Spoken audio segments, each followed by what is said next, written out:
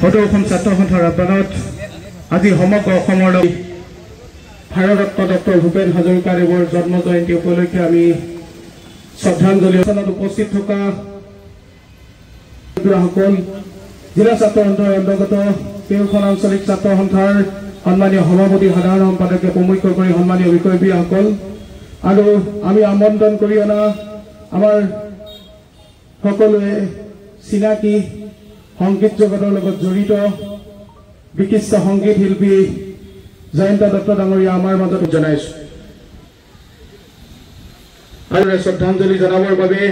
আমি আমন্ত্ৰণ কৰি অনা বিশিষ্ট সংগীত শিল্পী জয়ন্ত দত্ত ডাঙৰীয়াক আমি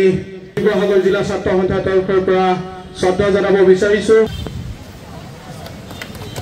আৰু এটি স্মাৰকে তেখেতক শ্ৰদ্ধা জনাবৰ বাবে মই শিৱসাগৰ আঞ্চলিক ছাত্ৰ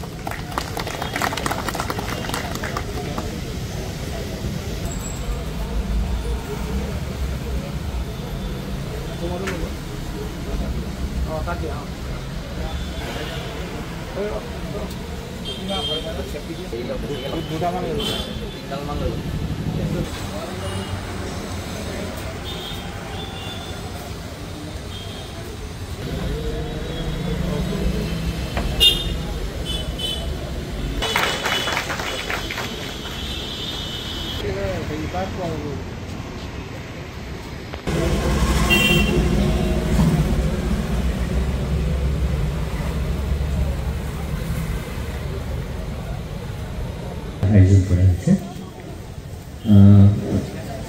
নৱপ্ৰজন্মই সুধাকণ্ঠৰ গীতসমূহ অতি আদৰেৰে আদৰি লোৱা দেখি যিহেতু আমাৰ ভাল লাগিছে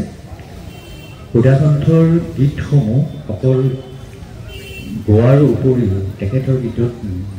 নিহিত হৈ থকা অৰ্থবিলাক বুজি তেওঁলোকে আহৰণ কৰিলে নিশ্চয় আৰু ভাল লাগিব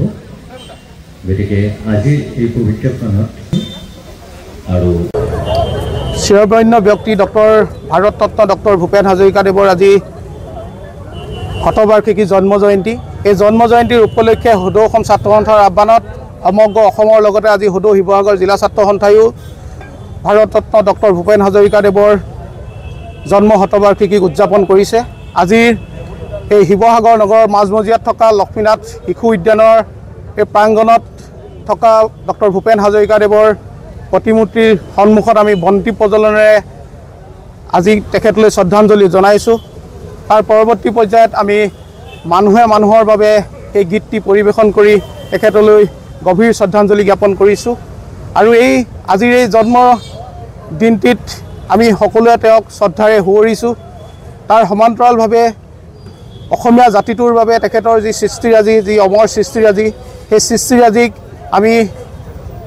নৱপ্ৰজন্মৰ ছাত্ৰ ছাত্ৰীসকলক প্ৰজন্মৰ পৰা প্ৰজন্মলৈ আমি তেখেতসকলৰ সৃষ্টিৰাজি বোৱাই লৈ যাবৰ বাবে প্ৰয়াস কৰিছোঁ আৰু সদৌ অসম ছাত্ৰ সন্থায়ো এই জন্ম শতবাৰ্ষিকী বছৰজোৰা কাৰ্যসূচী ৰূপায়ণ কৰিছে আজি জন্মৰ দিনটোতে আজি প্ৰথমতেই শ্ৰদ্ধাঞ্জলি জ্ঞাপন কৰি তেখেতলৈ শ্ৰদ্ধাৰে সুঁৱৰিছোঁ আৰু বিভিন্ন সময়ত বছৰজোৰা কাৰ্যসূচীৰে আমি তেখেতলৈ শ্ৰদ্ধা জনাম আৰু ছাত্ৰ ছাত্ৰীসকলৰ তেখেতৰ প্ৰতি চিনাকি কৰাই দিয়াৰ প্ৰয়াসে আমি সদৌ অসম ছাত্ৰ সন্থাৰ এই প্ৰয়াস অব্যাহত ৰাখিছোঁ।